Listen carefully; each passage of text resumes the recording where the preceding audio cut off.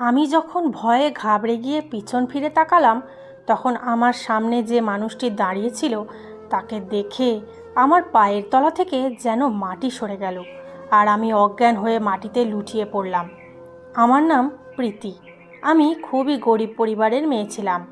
আমার মা বাবা এই পৃথিবীতে ছিলেন না। আমি আমার দিদার সঙ্গে থাকতাম। মানুষ গরিবদের সম্মান দেয় না, আর তাদের কিছু করার অধিকারও যেন থাকে না। কিন্তু আমি এক ছেলেকে ভালোবেসে ফেলেছিলাম এবং তার সঙ্গে সারা জীবন কাটানোর স্বপ্ন দেখতে শুরু করেছিলাম। সে খুবই ভালো এবং ধনী পরিবারের ছেলে ছিল।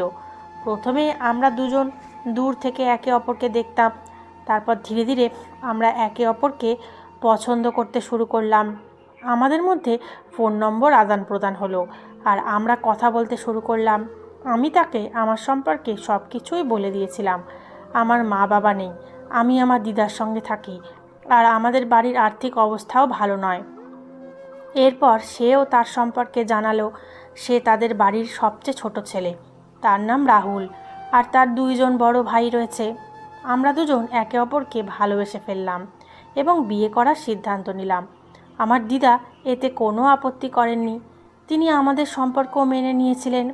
রাহুল পরের দিন তার পরিবারের সঙ্গে কথা বলল এবং আমার বাড়িতে বিয়ের প্রস্তাব নিয়ে আসার সিদ্ধান্ত নিল। কিন্তু সেদিনই আমার দিদার মৃত্যু হয়ে গেল, আর তিনি আমাকে এই পৃথিবীতে একা রেখে চলে গেলেন। তার চলে যাওয়ার পর আমার মনে হচ্ছিল আমি যেন পুরোপুরি অনাথ হয়ে গেছি। বাড়ির যেদিকেই তাকাতাম সব কিছু নির্জন ও শুনশান লাগতো। এখন আমার শেষ ভরসা ছিল শুধু রাহুল। কিন্তু রাহুলের পরিবারের লোকজন বিয়ের জন্য স্পষ্টভাবে না করে দিল। তাদের কথা ছিল তারা রাহুলের বিয়ে এমন কোনো ভালো ঘরে দেবে যেখানে অনেক পণও পাওয়া যাবে। তারা বলল, তোমার মতো গরিব মেয়ের সঙ্গে আমরা আমাদের ছেলের বিয়ে দেব না। এরপর তারা রাহুলের জন্য অন্য মেয়ে খোঁজাও শুরু করে দিল। কিন্তু রাহুল তো শুধু আমাকেই বিয়ে করতে চেয়েছিল। সে আমার কাছে এলো, তার মুখে অসহায়তার ছাপ ছিল। তাকে দেখে আমার মনে হলো সে হয়তো আমাকে কিছু বলতে চায়। কিন্তু যখন সে আমার অবস্থা দেখলো তখন থেমে গেল। সে জানতে পারলো যে আমার দিদা আর এই পৃথিবীতে নেই, আর এখন এই দুনিয়ায় আমার নিজের বলে কেউ নেই। সে আসলে আমাকে বিয়ে না করার কথা বলতে এসেছিল, কিন্তু আমার অবস্থা দেখে সে তার সিদ্ধান্ত বদলে ফেলল। সে আমাকে বলল, আমি তোমাকেই বিয়ে করতে চাই। আমার মা বাবার সিদ্ধান্ত যাই হোক না কেন, আমি তোমাকেই বিয়ে করব। তুমি আমার সঙ্গে চলো। সে আমাকে সঙ্গে করে কোর্টে নিয়ে গেল। সেখানে তার কয়েকজন বন্ধুকে সাক্ষী বানিয়ে আমাদের কোর্ট ম্যারেজ করিয়ে দিল। আমাদের বিয়ে হয়ে গেল। কিন্তু আমার মনে এক অদ্ভুত ভয় কাজ করছিল। এবার কি হবে? এখন রাহুলের পরিবারের লোকদের আমাদের বিয়ের কথা জানাতে হবে। ওদের বাড়ির লোকজন তো ভাবছিল যে রাহুল আমার মতো একটা সমস্যা থেকে মুক্তি পেয়ে ফিরে আসবে। তারপর তারা তার বিয়ে কোনো ধনী পরিবারের মেয়ের সঙ্গে দিয়ে দেবে। কিন্তু তারা জানতো না যে রাহুল ইতিমধ্যেই আমাকে বিয়ে করে ফেলেছে। এরপর রাহুল আমাকে নিয়ে তার বাড়িতে গেল। সেখানে সবাই যখন জানতে পারলো যে আমরা বিয়ে করেছি, তখন পুরো বাড়ির পরিবেশ বদলে গেল। তার দুই বড় ভাই এবং বাবা ভীষণ রেগে গেলেন। তারা রাহুলকে অনেক কথা শোনালেন এবং বললেন, আমরা এই বিয়ে মানি না। তুমি এই মেয়েকে যেখান থেকে নিয়ে এসেছো সেখানে ফিরিয়ে দিয়ে এসো, নইলে ভালো হবে না। কিন্তু রাহুল আমার হাত আরও শক্ত করে ধরে বলল, আমি আর কোনো দিন এর হাত ছাড়ব না। এ আমার স্ত্রী। যদি এই বাড়িতে থাকতে না পারে তাহলে আমিও থাকবো না। এরপর সে আমাকে নিয়ে সেই বাড়ি ছেড়ে চলে এলো এবং নিজের পরিবারের সঙ্গে সব সম্পর্ক ছিন্ন করে দিল। আমি তাকে অনেক বোঝানোর চেষ্টা করলাম। বললাম, এভাবে করো না, ওরা তোমার বাড়ির লোক, তোমার নিজের পরিবার। তখন সে বলল, এখন তুমিই আমার পরিবার। যারা তোমাকে সম্মান করতে পারে না তাদের আমিও সম্মান করতে পারি না। আমার তাদের সঙ্গে আর কোনো সম্পর্ক নেই। রাহুলের বাড়ির থেকে একটু দূরে তার বাবার আরেকটি পুরনো বাড়ি ছিল। সে আমাকে সেখানেই নিয়ে গেল। বাড়িটার অবস্থা খুবই খারাপ ছিল, আর আমরা সেখানেই থাকতে শুরু করলাম। সেখানে একটি ছোট ঘর ছিল, যেখানে একটি পুরনো খাটিয়া রাখা ছিল এবং অল্প কিছু জিনিসপত্র ছিল। রাহুল সেই ভাঙাচোরা খাটিয়ায় শুয়ে পড়ল, আর আমি তার কাঁধে মাথা রেখে তার পাশেই শুয়ে পড়লাম। সেদিন ছিল আমাদের বিয়ের প্রথম রাত, কিন্তু কোনো আনন্দ ছিল না। আমার চোখ দিয়ে অশ্রু গড়িয়ে পড়ছিল, আর মনে ভয় ছিল, এবার আমাদের ভবিষ্যৎ কী হবে। সে আমাকে শান্ত করলো এবং বলল, কেঁদো না, আমি তোমার সঙ্গে আছি। সে আমাকে সাহস দিচ্ছিল, আর সেটাই আমার জন্য অনেক বড় ভরসা ছিল, যা আমাকে একটু শান্তি দিচ্ছিল। ঘরের ভেতর চারিদিকে নিস্তব্ধতা, শুধু একটি ভাঙা জানালা দিয়ে বাতাস ঢুকছিল। আমি তাকে বললাম, হয়তো আমি তোমার জন্য ঠিক মানুষ নই। যেদিন থেকে আমি তোমার জীবনে এসেছি সেদিন থেকেই যেন তোমার জীবনে কিছুই ঠিকঠাক হচ্ছে না। এখন তো তুমি নিজের পরিবারের থেকেও দূরে চলে গেছো। সে সঙ্গে সঙ্গে আমার হাত ধরে বলল, এই কথা আর কখনো মনে আনবে না। তুমি আমার ভালোবাসা, তুমি আমার জীবন, তুমি আমার সঙ্গে আছো, এটাই আমার জন্য অনেক বড় ব্যাপার।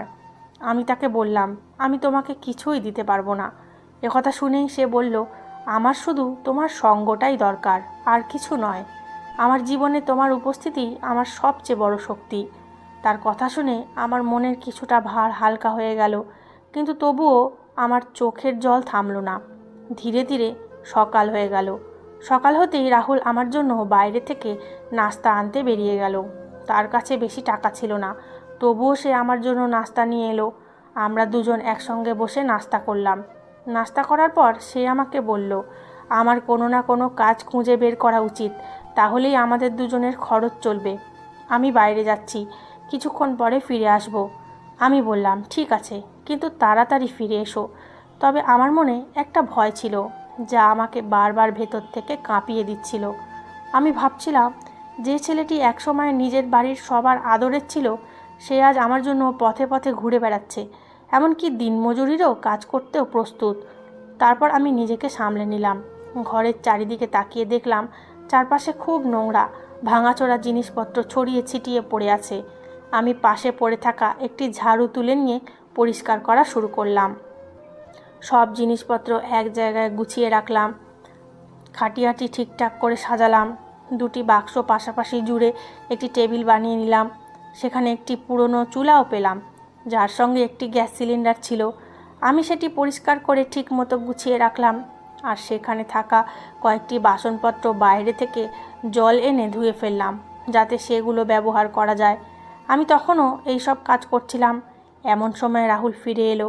সে চারিদিকে তাকালো। ঘরটি পরিষ্কার পরিচ্ছন্ন, সব কিছু সুন্দরভাবে গুছিয়ে রাখা। এসব দেখে তার মুখে হাসি ফুটে উঠল। সে বলল, তুমি তো এই ধ্বংসস্তূপটাকে একটা বাড়িতে পরিণত করে ফেলেছ। আমি তার দিকে না তাকিয়েই বললাম, হ্যাঁ, এখানে করার মতো আর কিছু ছিলও না, আর আপনিও তো ছিলেন না। আমি এখানে বসে কি করতাম, তাই পরিষ্কার পরিচ্ছন্ন করতে শুরু করেছিলাম। তারপর আমি রাহুলের দিকে তাকিয়ে জিজ্ঞেস করলাম, কোনো কাজ পেয়েছো? সে মাথা নিচু করে বলল, না, কোনো কাজ পাইনি। তখন আমি বললাম, কোনো সমস্যা নেই, এত চিন্তা করো না। না না, কোনো না কোনো কাজ ঠিকই পেয়ে যাবে। সে সম্মতিসূচকভাবে মাথা নাড়ল। তারপর বলল, সিলিন্ডারটা দাও, আমি গ্যাস ভরে নিয়ে আসি। এরপর সে চলে গেল এবং কিছুক্ষণ পরে ফিরে এলো। আমি তাকে বললাম, এভাবে আর কতদিন চলবে? আমাদের জীবন তো এখনই শুরু হয়েছে, অথচ আমাদের কাছে কিছুই নেই। আমার বাড়িতেও সামান্য কিছু জিনিসপত্র ছিল, কিন্তু ভাড়া দিতে না পারার কারণে বাড়িওয়ালা সেগুলো নিজের কাছে রেখে দিয়েছে। আমার গলা ভারী হয়ে এসেছিল, আর চোখে জল চলে এসেছিল। সে আমার কাছে এসে দু হাতে আমার মুখটা ধরে ফেলল, যেন কেউ খুব যত্ন করে একটি ফুল ধরে। তারপর নিজের আঙুল দিয়ে আমার চোখের জল মুছতে মুছতে বলল, জিনিসপত্র দিয়ে কি হয়? তুমিই তো আমার ঘর, তুমিই আমার পরিবার, তুমিই আমার সব কিছু। আর তুমি একদম চিন্তা করবে না, আমি সব ঠিক করে দেব। সে আমাকে বুকে জড়িয়ে ধরল। তার বুকের কাছে মাথা রাখতেই মনে হলো আমার সব দুশ্চিন্তা যেন কিছুক্ষণের জন্য দূর হয়ে গেছে। আমরা কিছুক্ষণ সেভাবেই দাঁড়িয়ে রইলাম। তারপর সে আমার দিকে তাকিয়ে বলল, এসব কথা বাদ দাও, যাদের কিছুই নেই তারাও তো জীবন কাটিয়ে দেয়, আর আমাদের তো একে অপরের কাছে আছে। আমি কিছু না কিছু একটা করে নেব, সব ঠিক হয়ে যাবে। এভাবেই দুপুর হয়ে গেল। রাহুল বাইরে থেকে আমাদের দুজনের জন্য খাবার নিয়ে এলো। আমরা একসঙ্গে বসে খেয়ে নিলাম। খাওয়ার পরে সে বলল, আমি আমার ল্যাপটপটা আর ফোনটা নিয়ে আসি, আমার কিছু কাজ আছে। এরপর ধীরে ধীরে সময় কেটে যেতে লাগলো। মাঝে মধ্যে রাহুলের মায়ের ফোন আসতো। রাহুল ছিল তার মায়ের সবচেয়ে আদরের সন্তান এবং সবচেয়ে ছোট ছেলে। তিনি তাকে খুব ভালোবাসতেন, তাই প্রায়ই ফোন করতেন। তিনি তাকে বলতেন, বাবা, বাড়ি ফিরে এসো। কিন্তু নিজের বড় ভাইদের কারণে রাহুল স্পষ্টভাবে বাড়ি ফিরতে অস্বীকার করেছিল। তবে সে নিয়মিত মায়ের সঙ্গে কথা বলতো। সময় বদলাতে লাগলো। একসময় এমন পরিস্থিতি এলো যে রাহুলের কাছে একেবারেই টাকা পয়সা অবশিষ্ট রইল না। আমরা দুজনই বুঝতে পারছিলাম না কি করা উচিত। ঠিক সেই সময় আমার কানে থাকা সোনার দুলের কথা মনে পড়ল, যেটা আমার দিদা আমাকে দিয়েছিলেন। আমি সাহস করে রাহুলকে বললাম, এগুলো নিয়ে যাও, দুলগুলো বিক্রি করে দাও, কিছুদিন আমাদের খরচ চলে যাবে। কিন্তু সে স্পষ্টভাবে না করে দিল। সে বলল, না, আমি তোমার কোনো জিনিস বিক্রি করতে দেব না। আমি কিছু না কিছু একটা করব। তোমার এসব করার কোনো দরকার নেই। আমরা তখনও এই বিষয় নিয়ে কথা বলছিলাম। এমন সময় দরজাটা খুলে গেল। রাহুলের মা ঘরের ভেতরে ঢুকলেন। রাহুল ছুটে গিয়ে নিজের মাকে জড়িয়ে ধরল। এরপর তিনি আমার কাছে এসে স্নেহভরে আমার মাথায় হাত বুলিয়ে দিলেন। তিনি কিছু টাকা রাহুলের হাতে দিয়ে বললেন, বাবা, তোমার চিন্তা করার কোনো দরকার নেই, তোমার মা এখনও বেঁচে আছে। কিন্তু রাহুল সেই টাকাও নিতে চাইছিল না। তখন তিনি বললেন, বাবা, তুমি কি বলছো? আমাদের যা কিছু আছে সবই তো তোমার। তুমি একদম চিন্তা করো না। আমি তোমার বাবার সঙ্গে কথা বলবো, সব কিছু ঠিক হয়ে যাবে। আমি তোমাকে আবার বাড়িতে ফিরিয়ে আনবো। এরপর তিনি আমাদের পাশে বসে অনেকক্ষণ গল্প করলেন। কিছু সময় পরে তিনি ফিরে গেলেন। তারপর থেকে মাঝে মধ্যে রাহুলের মা আমাদের বাড়িতে আসতেন। একদিন রাহুল আমাকে জানালো যে তাকে একটি জরুরি কাজের জন্য বাইরে যেতে হবে। সে বলল, কয়েকদিনের মধ্যেই কাজ শেষ হয়ে যাবে, তারপর সে ফিরে আসবে। সে আমাকে 15 দিনের জন্য একা রেখে যাচ্ছিল। আমি ভয় পাচ্ছিলাম, কিভাবে একা থাকবো। তখন সে আমাকে বুঝিয়ে বলল, তোমার চিন্তা করার দরকার নেই, আমি খুব তাড়াতাড়ি ফিরে আসব, তারপর সব কিছু ঠিক হয়ে যাবে। এই কথা বলে সে চলে গেল, আর আমি তার ফেরার অপেক্ষা করতে লাগলাম। রাহুল যাওয়ার সময় আমাকে কিছু টাকা দিয়ে গিয়েছিল, যাতে আমার খরচ চলতে পারে। ধীরে ধীরে সময় কেটে যেতে লাগলো। আমি অনেকবার রাহুলকে ফোন করার চেষ্টা করলাম, কিন্তু তার কোনো খোঁজ পেলাম না। আমি বুঝতে পারছিলাম না এমন কী কাজ যে সে এত ব্যস্ত হয়ে পড়েছে। আমার কথা কি তার একবারও মনে পড়ল না? আমি প্রতিদিন দরজার পাশে বসে তার জন্য অপেক্ষা করতাম, এই আশায় যে হয়তো আজই সে ফিরে আসবে। কিন্তু তা হলো না। সময় ধীরে ধীরে এগিয়ে চলল। সে বলেছিল 15 দিনের মধ্যে ফিরে আসবে, কিন্তু আজ পুরো 25 দিন হয়ে গেছে, তবুও সে আসেনি। আমার মন ভীষণ অস্থির হয়ে উঠেছিল। হঠাৎ একদিন দরজায় কড়া নাড়ার শব্দ হলো।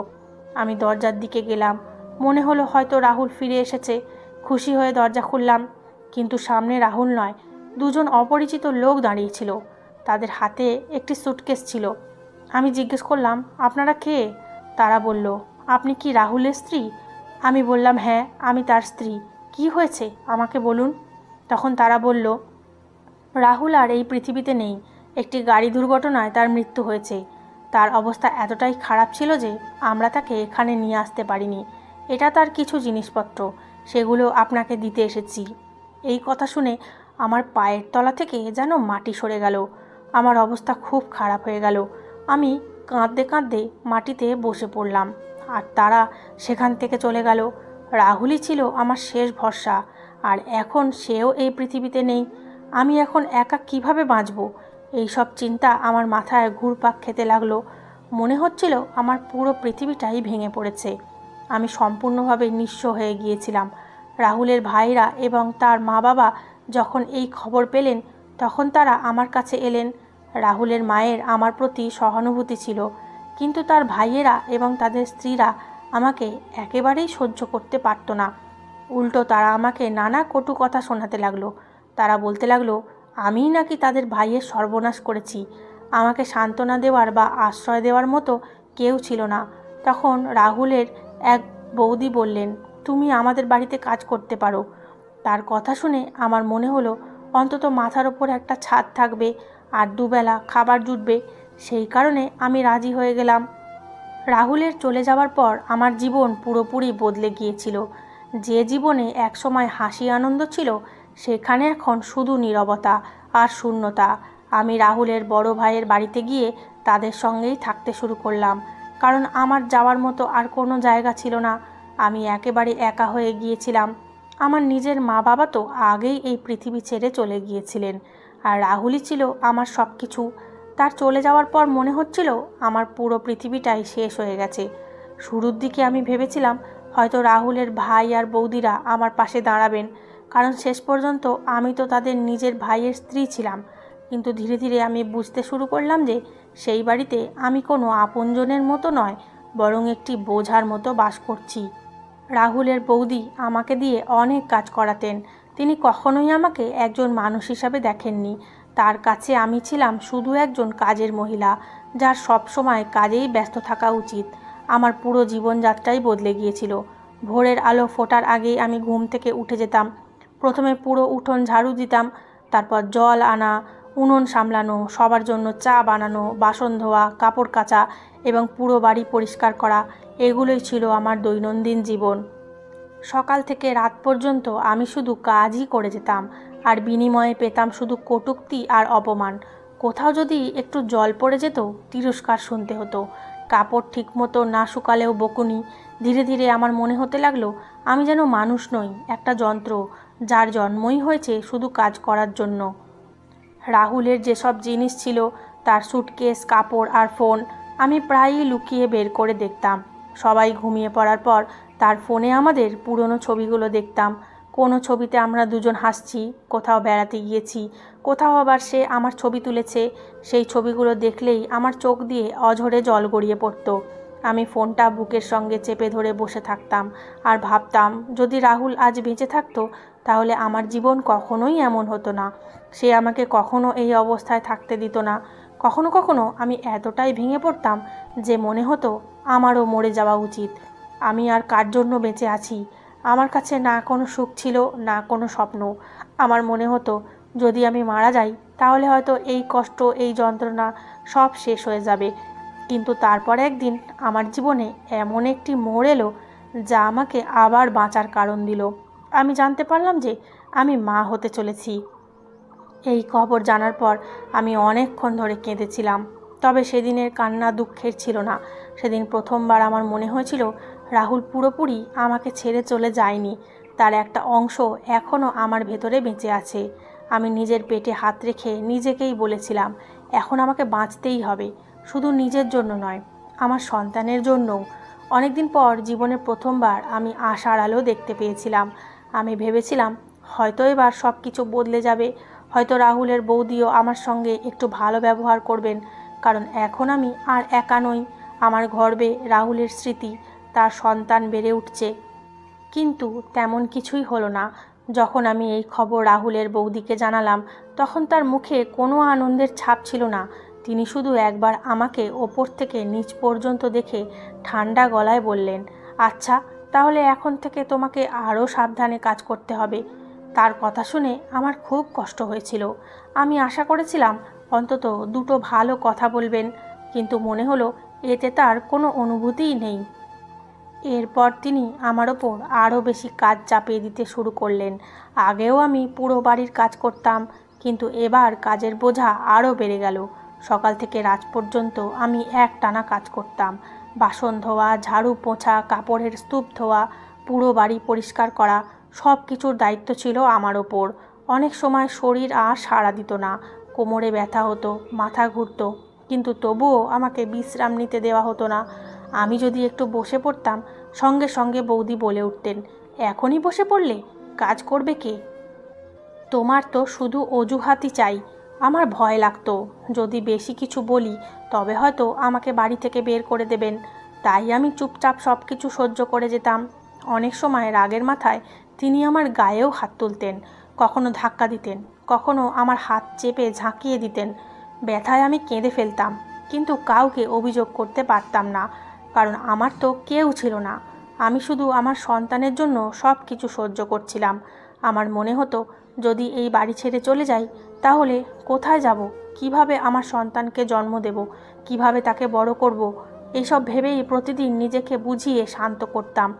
একদিনের ঘটনা, আমি রান্নাঘরের মেঝেতে বসে খাবার খাচ্ছিলাম। বাড়ির সবাই বাইরে খেয়ে নিয়েছিল। সব সময়ের মতো আমিই সবার শেষে খাবার পেয়েছিলাম। আমি চুপচাপ তাড়াতাড়ি খাচ্ছিলাম। ঠিক তখনই রাহুলের বড় ভাই ভেতরে এসে বললেন, তুমি সব সময় রান্নাঘরে একা বসে খাও কেন? তিনি বললেন, বাইরে আমাদের সঙ্গে বসে খাওয়া দাওয়া করো। তার কথা শুনে আমি একটু অবাক হয়ে গেলাম।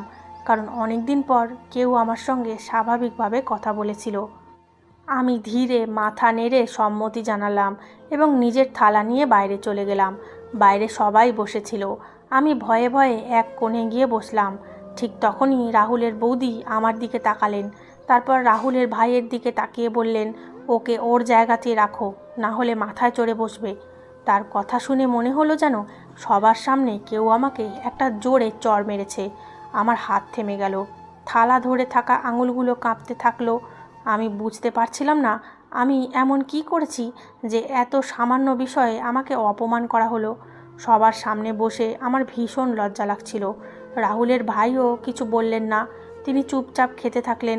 আমিও মাথা নিচু করে বসে রইলাম। আমার চোখে জল চলে এসেছিল, কিন্তু আমি কাঁদার চেষ্টা করিনি, কারণ আমি চাইনি তারা আমার দুর্বলতা দেখুক। সেই রাতে আমি অনেক কেঁদেছিলাম। নিজের ঘরে গিয়ে রাহুলের ফোন বের করলাম। তার ছবির দিকে তাকিয়ে কাঁদতে কাঁদতে বললাম, দেখো রাহুল, তুমি চলে যাওয়ার পর আমার কি অবস্থা হয়েছে। আমি প্রতিদিন একটু একটু করে ভেঙে পড়ছি। তারপর আমি নিজের পেটে হাত রাখলাম এবং নিজেকে সামলে নিলাম। মনে পড়ল আমি আর একা নই। আমার সন্তানের জন্য আমাকে শক্ত হতে হবে। যত কষ্টই হোক আমাকে বাঁচতে হবে।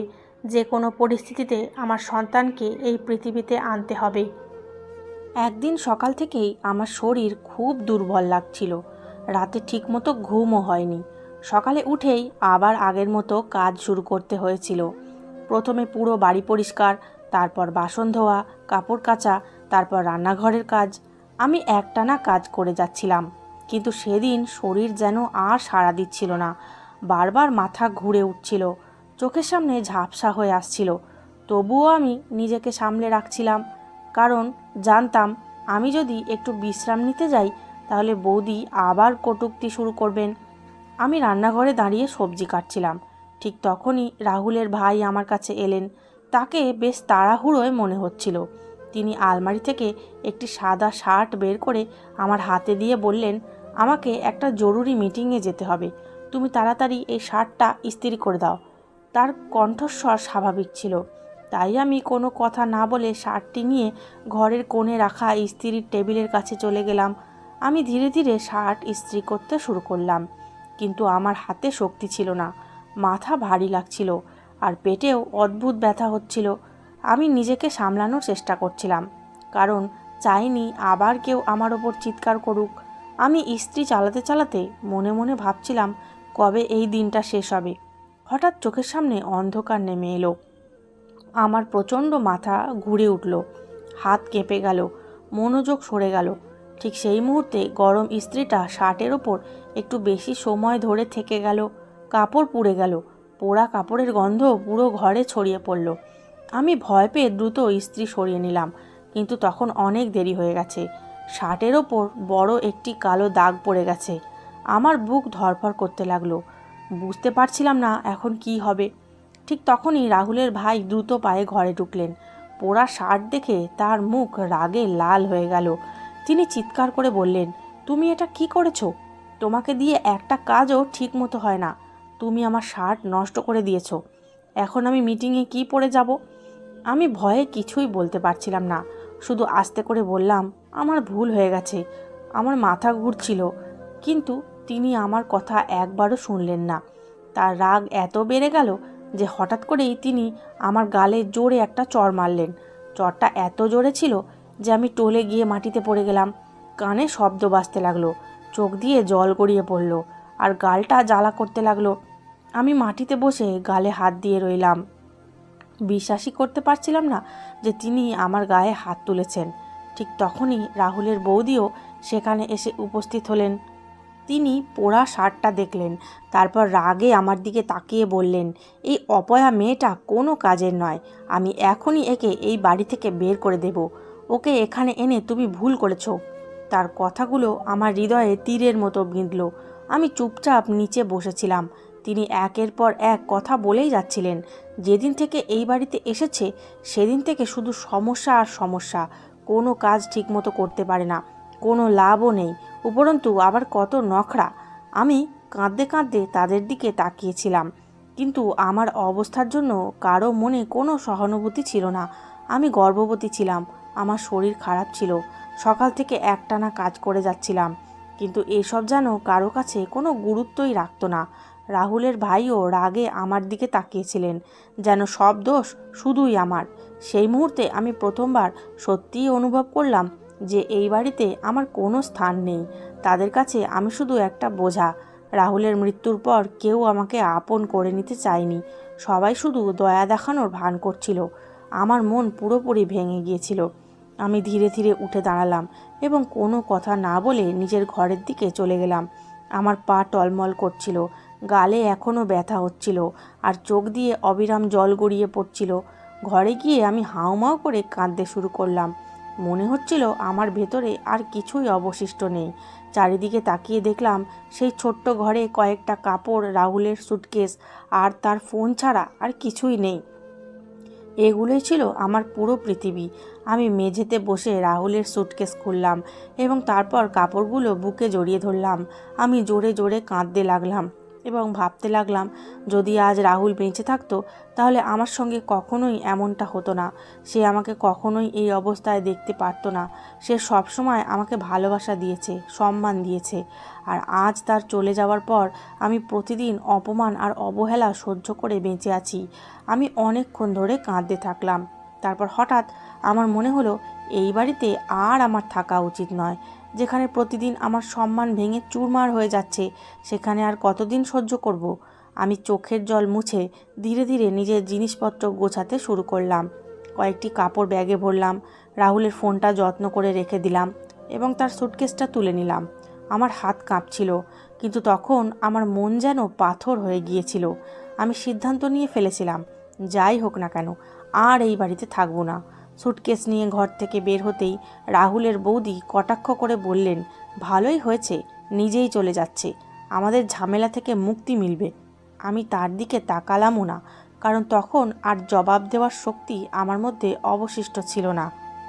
রাহুলের ভাইও চুপচাপ দাঁড়িয়েছিলেন, তিনি আমাকে থামানোর সামান্য চেষ্টাও করলেন না। এটা দেখে আমার মন আরও ভেঙে গেল। আমি ধীরে ধীরে দরজার দিকে এগিয়ে বাড়ি থেকে বেরিয়ে এলাম। বাইরে তীব্র রোদ, রাস্তায় মানুষজন আসা যাওয়া করছে, কিন্তু আমার কিছুই বুঝতে পারছিলাম না। আমি শুধু হেঁটে চলছিলাম, চোখ দিয়ে অনবরত জল ঝরছিল। আমি ভাবছিলাম, এখন কোথায় যাব, কার কাছে যাব? আমার তো না আছে কোনো বাড়ি, না কোনো আশ্রয়, না কোনো টাকা। তারপর আমি নিজের পেটে হাত রেখে নিজেকে বললাম, না, আমাকে ভেঙে পড়লে চলবে না। এখন শুধু নিজের জন্য নয়, আমার সন্তানের জন্যও বাঁচতে হবে। যত কষ্টই আসুক, আমাকে নিজেকে সামলাতেই হবে, কারণ আমার ভেতরে রাহুলের শেষ স্মৃতি বেড়ে উঠছে। তার জন্য আমাকে সব যন্ত্রণা সহ্য করতে হবে। আমি হাতে সুটকেস নিয়ে ধীরে ধীরে রাস্তা ধরে হাঁটছিলাম, কিন্তু সত্যি বলতে আমি নিজেও জানতাম না কোথায় যাচ্ছি। আমার পা যেন আপনা আপনি এগিয়ে চলেছিল। মাথা খুব ভারী লাগছিল, চোখের সামনে ঝাপসা দেখাচ্ছিল, আর শরীরে একটুও শক্তি অবশিষ্ট ছিল না। সকাল থেকে ঠিকমতো কিছু খাইও নি, তার ওপর এত কান্নাকাটি করে শরীর আরও দুর্বল হয়ে পড়েছিল। রোদ এতটাই তীব্র ছিল যে শ্বাস নিতেও কষ্ট হচ্ছিল। আমি অল্প কিছু দূর যাওয়ার পর হঠাৎ প্রবল মাথা ঘুরে উঠল। আমার হাত থেকে সুটকেস প্রায় পড়ে যাচ্ছিল। আমি রাস্তার ধারে বসে পড়লাম। আমার হৃদস্পন্দন খুব দ্রুত হয়ে গিয়েছিল। বুঝতে পারছিলাম না এখন কি করব, কোথায় যাব, কার কাছে সাহায্য চাইব। এই পৃথিবীতে এমন কে আছে যে আমাকে আশ্রয় দেবে?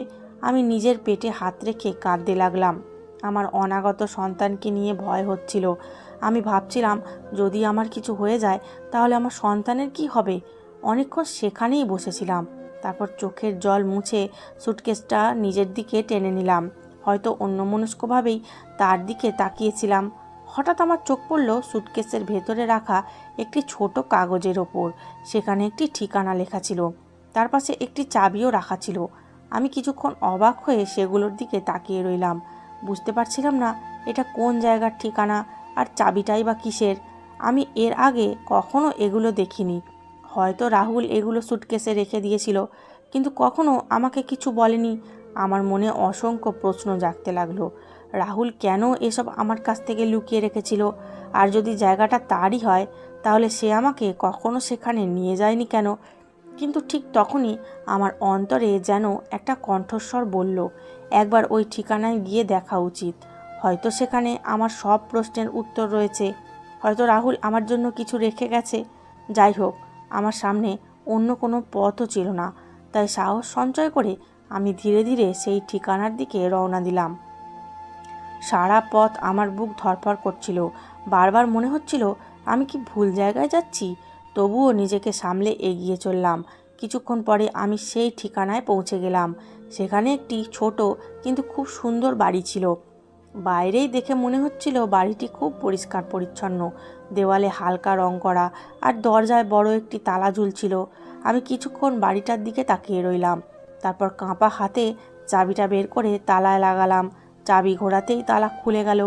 আমার বুকের ধড়ফড় আরও বেড়ে গেল। আমি ধীরে ধীরে দরজা খুলে ভেতরে প্রবেশ করলাম। ঘরের ভেতরে পা রাখতেই আমি বিস্ময়ে হতবাক হয়ে গেলাম। সব কিছু অত্যন্ত পরিষ্কার ও পরিপাটি ছিল।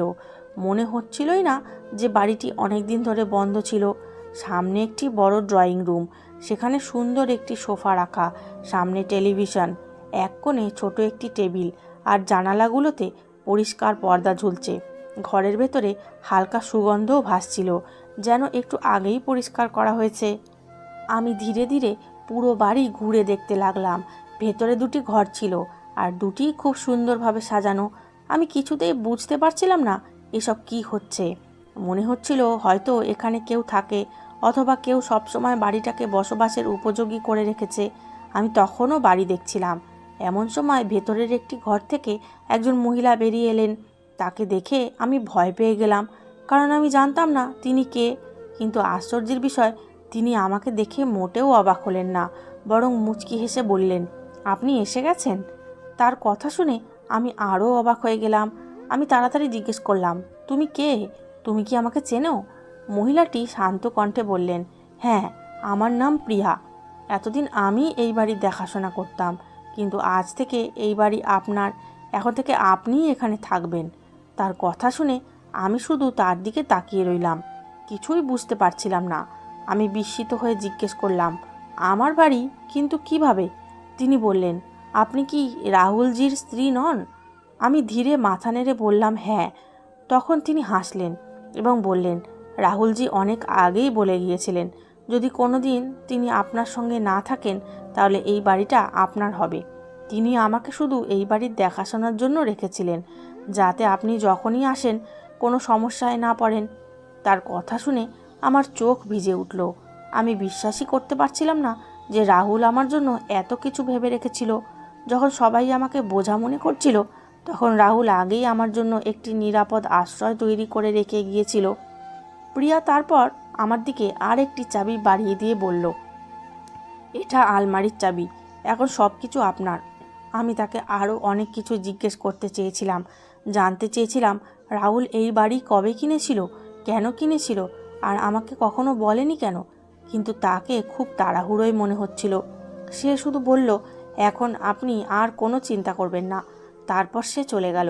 আমি দরজার কাছে দাঁড়িয়ে তাকে চলে যেতে দেখছিলাম। পুরো বাড়িটা নিস্তব্ধ ছিল। আমি ধীরে ধীরে ভেতরে ঢুকে চারিদিকে তাকাতে লাগলাম।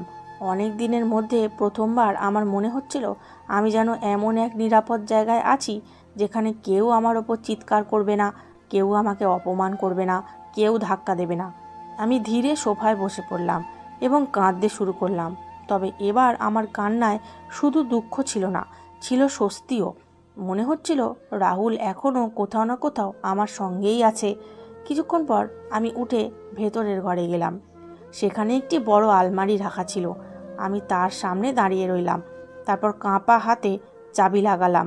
আলমারিটি খুলতেই বিস্ময়ে আমার চোখ বড় হয়ে গেল। ভেতরে অনেক টাকা রাখা ছিল।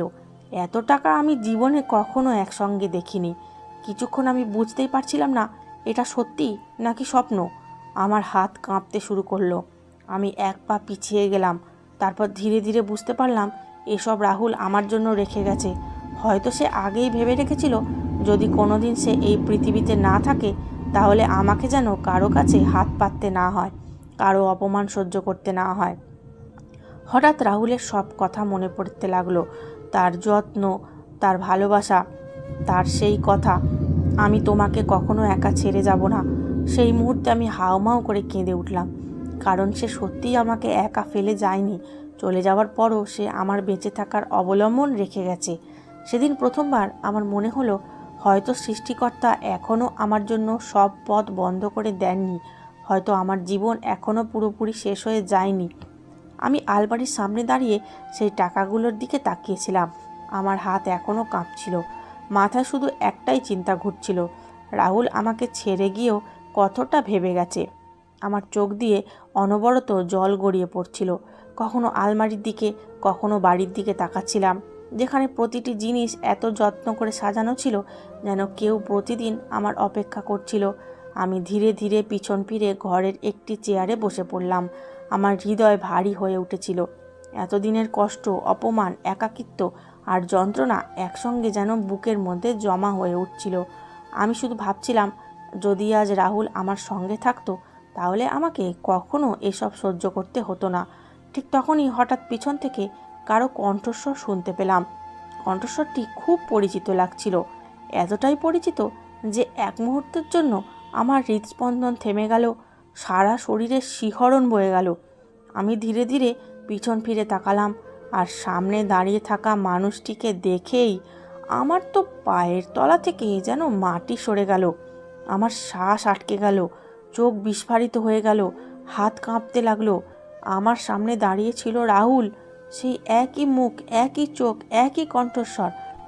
আমি শুধু তার দিকে তাকিয়ে রইলাম, বুঝতেই পারছিলাম না এটা স্বপ্ন নাকি বাস্তব। আমার মন কোনোভাবেই মানতে চাইছিল না যে যাকে সবাই মৃত বলে জানে সে আমার সামনে দাঁড়িয়ে আছে। আমি কিছু বলতেও পারলাম না। হঠাৎ চোখের সামনে অন্ধকার নেমে এলো, সব কিছু ঝাপসা হয়ে যেতে লাগলো, আর আমি অজ্ঞান হয়ে মাটিতে লুটিয়ে পড়লাম। যখন আমার জ্ঞান ফিরল তখন নিজেকে হাসপাতালে পেলাম। ঘরে ওষুধের হালকা গন্ধ ছিল, আমার হাতে স্যালাইন লাগানো ছিল, আর আমি ধীরে ধীরে চোখ খুলছিলাম। হঠাৎ আমার দৃষ্টি সামনে দাঁড়ানো একজন মানুষের ওপর পড়ল। তাকে দেখেই আমার চোখ দিয়ে জল গড়িয়ে পড়ল। সে সত্যিই রাহুল ছিল। সে আমার সামনে দাঁড়িয়ে আমাকে দেখছিল। আমি সঙ্গে সঙ্গে উঠে তাকে শক্ত করে জড়িয়ে ধরলাম, এমনভাবে আঁকড়ে ধরলাম যেন ছেড়ে দিলেই সে আবার হারিয়ে যাবে। আমার বুকের ভেতরে সব যন্ত্রণা বেরিয়ে আসছিল। আমি কাঁদতে কাঁদতে শুধু বলছিলাম, রাহুল, তুমি বেঁচে আছো? রাহুল, সত্যিই বেঁচে আছো? সেও আমাকে খুব স্নেহের সঙ্গে জড়িয়ে রেখেছিল। তার হাত আমার মাথায় ছিল, আর সে আমাকে শান্ত করার চেষ্টা করছিল। তার চোখও ভিজে উঠেছিল। সে আস্তে আস্তে বলছিল, আমি রাহুল, তোমার রাহুল, আমি ফিরে এসেছি, তোমাকে ছেড়ে আর কোথাও যাব না। তুমি চিন্তা করো না, আমি মারা যাইনি, আমি বেঁচে আছি। তার কণ্ঠস্বর শুনে মনে হলো আমার হৃদয় যেন আবার নতুন করে স্পন্দিত হতে শুরু করেছে। এত দিনের কষ্ট এক মুহূর্তে বেরিয়ে এলো। আমি কাঁদতে কাঁদতে তাকে অনেক প্রশ্ন করতে চেয়েছিলাম, কিন্তু কথাগুলো জড়িয়ে যাচ্ছিল। আমি শুধু তাকে ছুঁয়ে নিশ্চিত হতে চাইছিলাম যে সে সত্যিই আমার সামনে আছে। কিছুক্ষণ পরে সে আমাকে বসালো, জল খাওয়ালো এবং বলল, তুমি এখন খুব দুর্বল, আগে বাড়ি যাই, তারপর আমি তোমাকে সব সত্যি বলবো। আমি চুপচাপ তার দিকে তাকিয়ে রইলাম, তারপর ধীরে মাথা নেড়ে সম্মতি জানালাম। হাসপাতাল থেকে বেরিয়ে সে আমাকে সেই বাড়িতেই নিয়ে এলো। সারা রাস্তা আমি তার দিকেই তাকিয়েছিলাম। আমার ভয় হচ্ছিল, যদি এটা কোনো স্বপ্ন হয়। সে গাড়ি চালাচ্ছিল এবং মাঝে মধ্যে আমার দিকে তাকিয়ে মুচকি হাসছিল। মনে হচ্ছিল সেও বিশ্বাস করতে পারছে না যে আমরা আবার একসঙ্গে বসে আছি। পথে সে গাড়ি থামিয়ে আমার জন্য খাবার কিনলো। সে বলল, তুমি নিশ্চয়ই ঠিকমতো কিছু খাওনি। আমি শুধু তার দিকে তাকিয়ে রইলাম। অনেক দিন পর আবার তার এই যত্ন আমাকে একই সঙ্গে ভেঙেও দিচ্ছিল, আবার জোড়াও লাগাচ্ছিল। আমরা বাড়িতে পৌঁছালাম। ড্রয়িং রুমে বসে একসঙ্গে খাবার খেলাম। অনেক দিন পর আমি কোনো আপন মানুষের সঙ্গে বসে খাচ্ছিলাম। নইলে এতদিন শুধু একা একা কাঁদতে কাঁদতে খাবার খেয়েছি। খাওয়ার সময়ও আমার চোখ বারবার রাহুলের দিকে চলে যাচ্ছিল। এখনও বিশ্বাস করতে কষ্ট হচ্ছিল যে সে সত্যিই আমার সামনে বসে আছে। খাওয়া শেষ হলে আমরা দুজন সোফায় বসলাম। তখন সে দীর্ঘশ্বাস ফেলে বলল, এবার আমি তোমাকে সব সত্যি কথা বলি। সে ধীরে ধীরে বলতে শুরু করলো কেন সে নিজের মৃত্যুর মিথ্যা নাটক করেছিল। সে বলল, আমরা একসঙ্গে থাকার সময় একদিন হঠাৎ আমার মায়ের ফোন আসে। তার কণ্ঠে খুব ভয় ছিল, তিনি কাঁদছিলেন। তিনি আমাকে বললেন, বাবা, তোর ভাইয়েরা তোকে মেরে ফেলবে, তুই এখনই অনেক দূরে চলে যা, আর কাউকে কিছু বলিস না। মায়ের কথা শুনে আমি ভয় পেয়ে গিয়েছিলাম। আমি জিজ্ঞেস করলাম, কি হয়েছে? তখন মা আমাকে বললেন, বাবার অনেক জমি, কারখানা আর সম্পত্তি আছে। তিনি সেগুলো আমাদের 3 ভাইয়ের মধ্যে সমান ভাগে ভাগ করে দিতে চান, কিন্তু আমার 2 বড় ভাই সেটা কোনোভাবেই মেনে নিতে পারছিল না। তাদের কথা ছিল, রাহুল যেহেতু বাড়ি ছেড়ে চলে গেছে, তাই তার এই সম্পত্তির ওপর কোনো অধিকার নেই।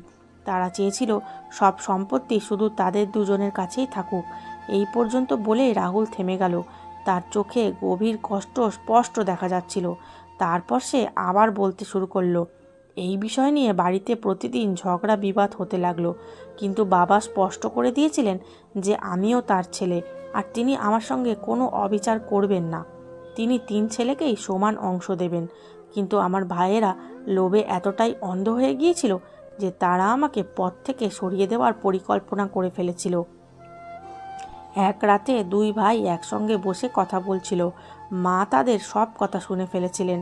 তারা বলছিল, আমরা রাহুলের একটা গাড়ি দুর্ঘটনা ঘটিয়ে দেব, কাউকে টাকা দিয়ে কাজটা করিয়ে নেব, সব শেষ হয়ে যাবে, কেউ কিছু বুঝতেও পারবে না।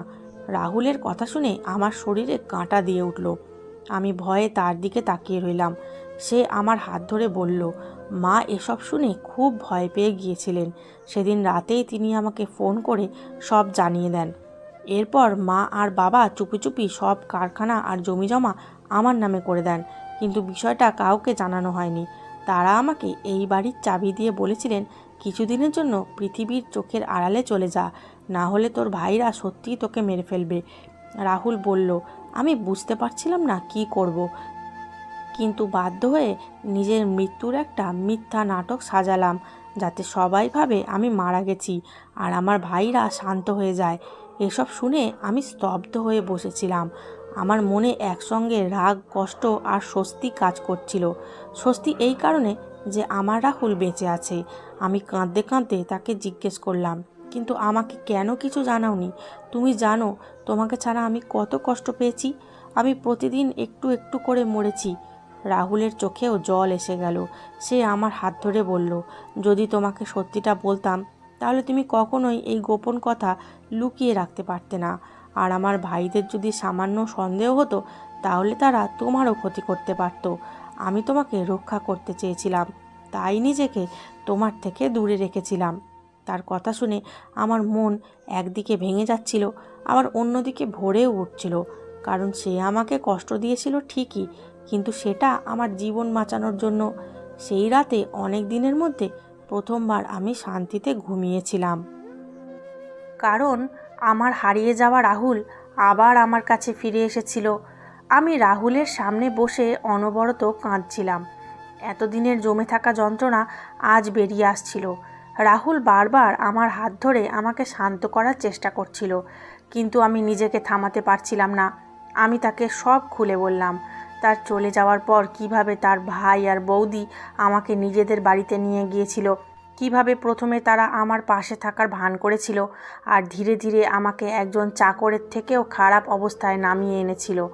আমি বললাম কিভাবে সকাল থেকে রাত পর্যন্ত আমাকে বাড়ির সব কাজ করতে হতো, গর্ভবতী অবস্থাতেও কিভাবে ভারী কাজ করতে বাধ্য করা হতো, কিভাবে তার বৌদি ছোট ছোট বিষয় নিয়ে আমাকে অপমান করতেন, কিভাবে তারা কখনো আমাকে মানুষ বলে মনে করেনি। বলতে বলতে আমি বারবার কেঁদে ফেলছিলাম, আর রাহুলের চোখ ক্রমশ লাল হয়ে উঠছিল। আমি তাকে বললাম কিভাবে শুধু একটা শার্ট পুড়ে যাওয়ার কারণে তার ভাই আমার গায়ে হাত তুলেছিল, কিভাবে আমাকে চড় মারা হয়েছিল, কিভাবে তার বৌদি আমাকে অপয়া বলে বাড়ি থেকে বের করে দিয়েছিল। সব শুনে রাহুলের রাগ বাড়তেই লাগলো। তার মুঠি শক্ত হয়ে গিয়েছিল, চোখে আগুনের মতো ক্ষোভ ফুটে উঠছিল। সে রাগে বলল, আমি এখনই তাদের কাছে যাচ্ছি। আমি জিজ্ঞেস করব তারা তোমার সঙ্গে এমন আচরণ কেন করেছে। তুমি আমার স্ত্রী ছিলে, আমি তোমাকে তাদের দায়িত্বে রেখে গিয়েছিলাম, আর তারা তোমাকে এই অবস্থায় নিয়ে এসেছে। এই কথা বলে সে উঠে দাঁড়ালো, কিন্তু আমি তাড়াতাড়ি তার সামনে গিয়ে দাঁড়ালাম। আমি তার হাত ধরে কাঁদতে কাঁদতে বললাম, না রাহুল, তুমি কোথাও যাবে না। তারা তো আগেই তোমার প্রাণের শত্রু হয়ে উঠেছিল। যদি তারা জানতে পারে তুমি বেঁচে আছো, তাহলে আবার তোমার ক্ষতি করার চেষ্টা করবে। আমি তোমাকে দ্বিতীয়বার হারাতে পারবো না। আমার কণ্ঠ কাঁপছিল, কারণ সত্যি আমার আর সেই শক্তি ছিল না যে আবার রাহুলকে কোনো বিপদের মুখে দেখতে পারি। রাহুল তখনও খুব রাগান্বিত ছিল।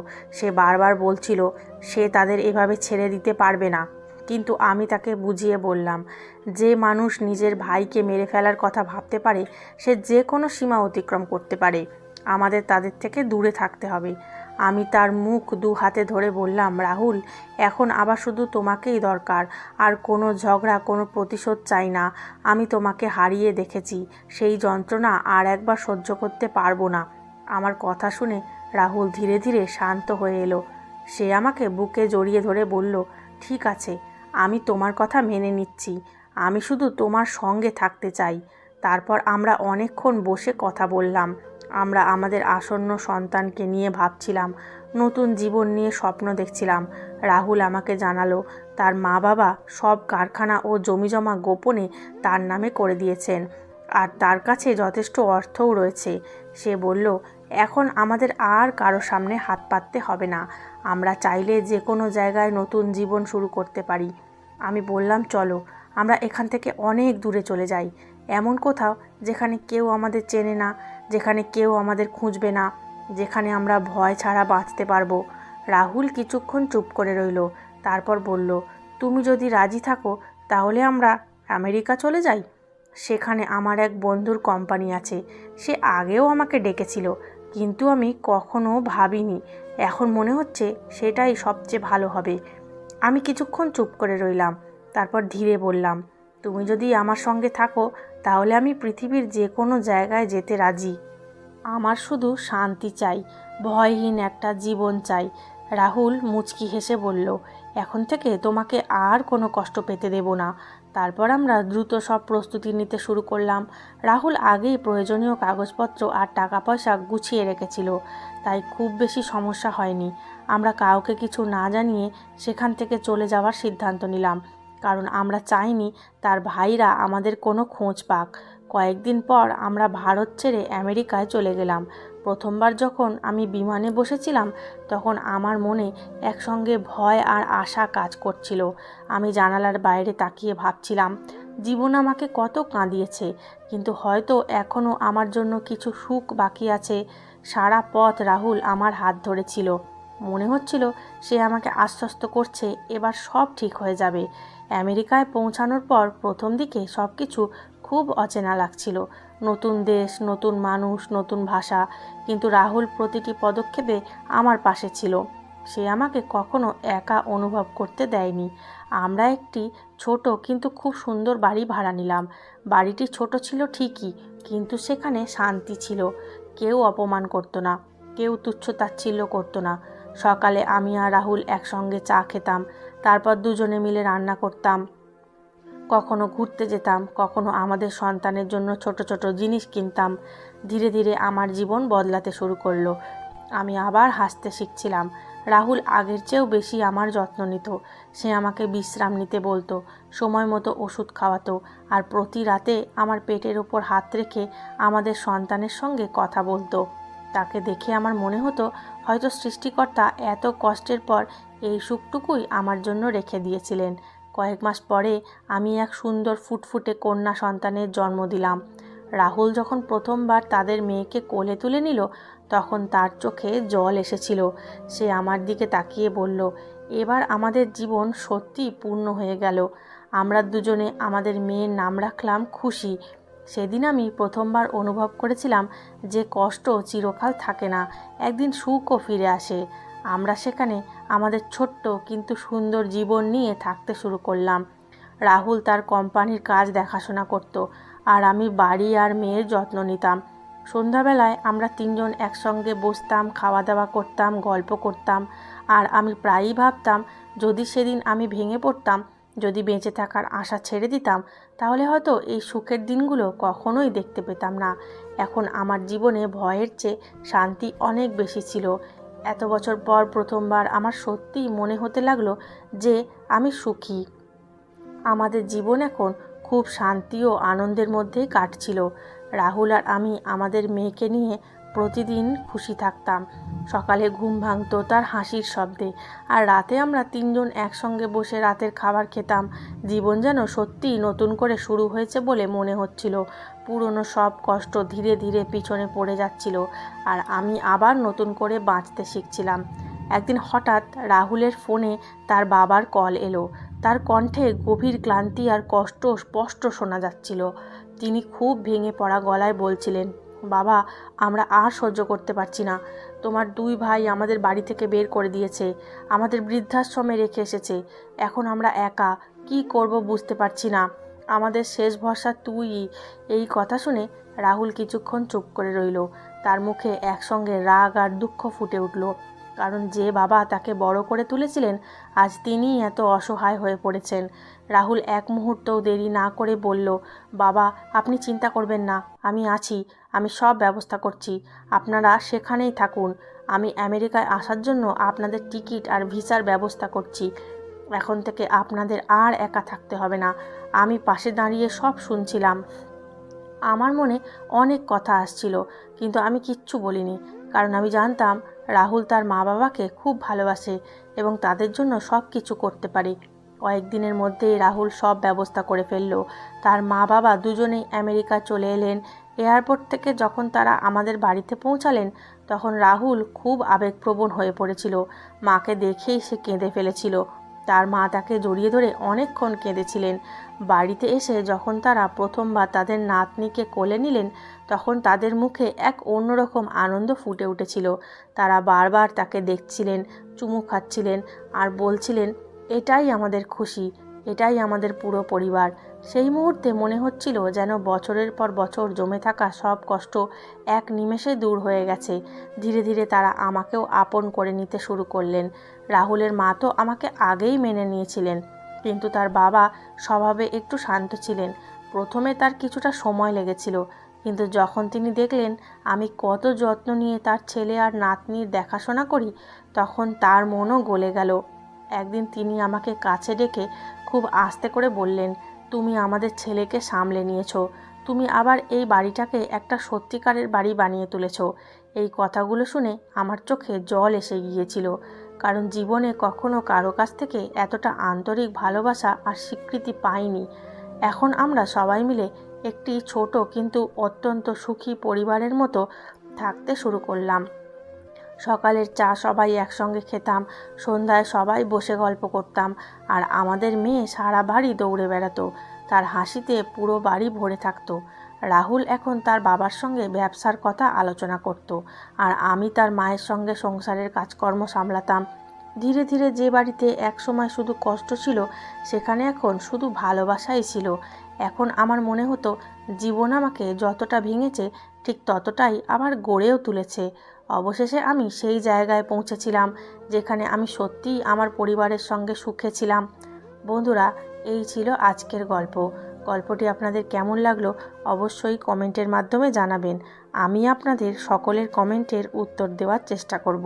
গল্পটি ভালো লেগে থাকলে অবশ্যই একটা লাইক দেবেন, যাতে আমি চ্যানেলটিকে এগিয়ে নিয়ে যেতে পারি। আর চ্যানেলে নতুন হয়ে থাকলে চ্যানেলটি সাবস্ক্রাইব করে বেল আইকনটি প্রেস করে দেবেন, যাতে পরবর্তী গল্প সবার আগে আপনার কাছে পৌঁছায়। ধন্যবাদ।